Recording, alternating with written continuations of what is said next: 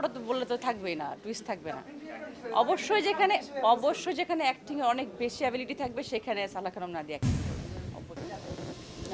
এটা গুঞ্জনটা গুঞ্জনই থাক, আমি আসলে পুরো কনফার্ম না হওয়া পর্যন্ত কোনো কিছু কখনো পাবলিকের সামনে এক্সপোজ করি না। সবাই জিজ্ঞেস করছে, সো আমি হচ্ছে সারপ্রাইজলিংলি নেক্সট স্লটে ঢুকবো, তো ওইটা আরেকটা ক্যারেক্টার আসবে। আমার ক্যারেক্টারটা আমি এখন এক্সপোজ করতে চাচ্ছি না আসলে অ্যাজ এ ডিরেক্টর সে।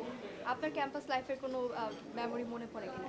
অনেক মেমোরি। আমার ক্যাম্পাস শুরু হওয়ার সঙ্গে সঙ্গে তো আমাকে মিডিয়া আসতে হয়েছে কলেজের পরপরই। তো আমার আমার টিচাররা আমাকে অনেক সাপোর্ট করতো, যেহেতু ক্লাস কম করা হতো, বা যখনই করা হতো মানে অনেক মজার। বছরের একদম শেষ প্রান্তে দাঁড়িয়ে আছি, বছরে কি কি প্রাপ্তি অপ্রাপ্তি আছে? আলহামদুলিল্লাহ এই বছরটাতে আমাকে আল্লাহ অনেক কিছু দিয়েছে। আমি নিজে উদ্যোক্তা হয়েছি, আমার একটা স্যালুন শুরু করেছি। আমার ফ্যামিলি সবার খুব গুড হেলথ ছিল, আমার গুড হেলথ স্টার্ট হয়েছে এবছরে। আমি ছোট অপারেশনও করেছি। সো অনেক রকমের চড়াই উচ্চার মাঝখান দিয়ে আমার এই বছরটা গিয়েছে। তো আমি অনেক আশা আলো দেখতে পেরেছি এই বছরের মাধ্যমে। ইনশাআল্লাহ নতুন বছরটা আমি আর অনেক পজিটিভ ভাইব নিয়ে অনেক সুন্দর করে শুরু করব। এটা গুঞ্জনটা গুঞ্জনই থাক, আমি আসলে পুরো কনফার্ম না হওয়া পর্যন্ত কোনো কিছু কখনো পাবলিকের সামনে এক্সপোজ করি না। ওটা তো বললে তো থাকবেই না, টুইস্ট থাকবে না। অবশ্যই যেখানে অ্যাক্টিং এর অনেক বেশি অ্যাবিলিটি থাকবে সেখানে সালাহ খানম নাদিয়া অ্যাক্টিং করবে অবশ্যই, কারণ আমি চ্যালেঞ্জেস নিতে পছন্দ করি। আমি একটু ব্রেকের মধ্যেই আছি। আর সবচেয়ে বড় কথা হচ্ছে আমি আমার হেলথের কারণে অনেকদিন কাজ করতে পারিনি। এখন ভালো কাজের জন্য ওয়েট করছি। তো অহরহ অনেক কাজ না করে অল্প অল্প ভালো কাজ করাটাই বেটার। এই তো। কি কোথায় গা ভাসা? গা আমি ভাষাই নাই, আমি সাঁতার পারিই না। আমাকে নাম বলেন একটার। না, একটা এরকম হতে পারে শ্বশুর বাড়ি বাপের বাড়ি, বাট এটা অত ট্রেন্ডি না যে এরকম এখানে স্ল্যাং থাকবে বা ই করবে। আমি জীবনেও এরকম কোনো নাটকে কাজ করিনি, ইনশাল্লাহ করবো না। বাট এটা যে খারাপ, এইসব নাটকে সবাই যে খুব করছে, তারা খুব খারাপ সেটা না। আমাদের দর্শকের চয়েস একটু অন্যরকম হয়ে গেছে।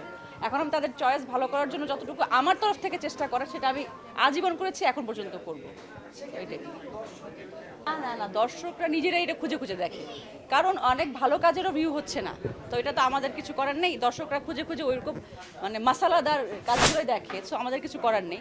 তো আমরাও চেষ্টা করছি আরও এসব কাজের পাশাপাশি নর্মাল কাজগুলোরও ব্যালেন্স করার। অনেকেই চেষ্টা করছে, ইনশাল্লাহ সফল হবে। দেখার মতন নাটক থাকছে না আর কি। দীর্ঘ সময়, অল্প সময়ের মধ্যে হাইপ হয়ে ভুলে যাচ্ছে, দীর্ঘ সময় মনে থাকছে না।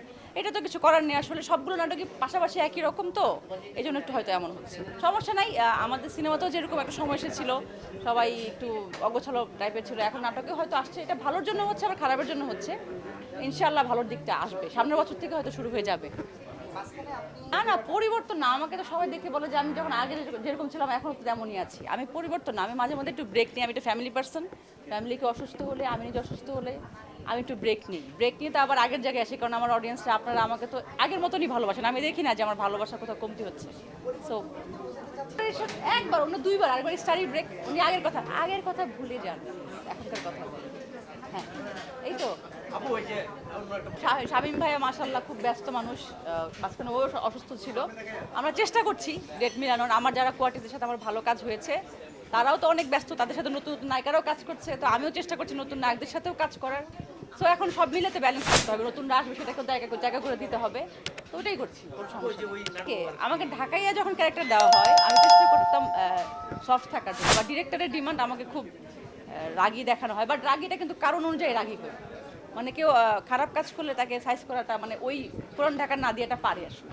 মানে এই হয়ে যায় যে আপনি তো আসলে অনেক পোলাইট, অনেক ভদ্র, মানে নিজের প্রশ্নটা নিজে করতেছি।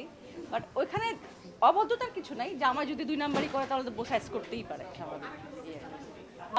আমার খুবই বেশি প্ল্যান ছিল, বাট ওরকম রান করছিল না। একটা করেছি বিকি জাহিদ ভাইয়ের ডিরেকশনে, আলহামদুলিল্লাহ, সিনেমা রেড ড্রাম, ওটাতে আমি অ্যাওয়ার্ড পেয়েছি, ওটিটি অ্যাওয়ার্ডে। তো আমার মনে হয় আমার আশার দুয়ারটা খুলে গেছে। এখন ডিরেক্টর আমাকে নিয়ে ভাবছেন। তো শুন, আপনাদেরকে জানিয়ে দেওয়া হবে ইনশাল্লাহ। আপনার সুইটা এক জায়গায় আটকে আছে, আমি এটা নিয়ে কিছু বলবো না। আচ্ছা, সবাইকে ধন্যবাদ সময় দেওয়ার জন্য।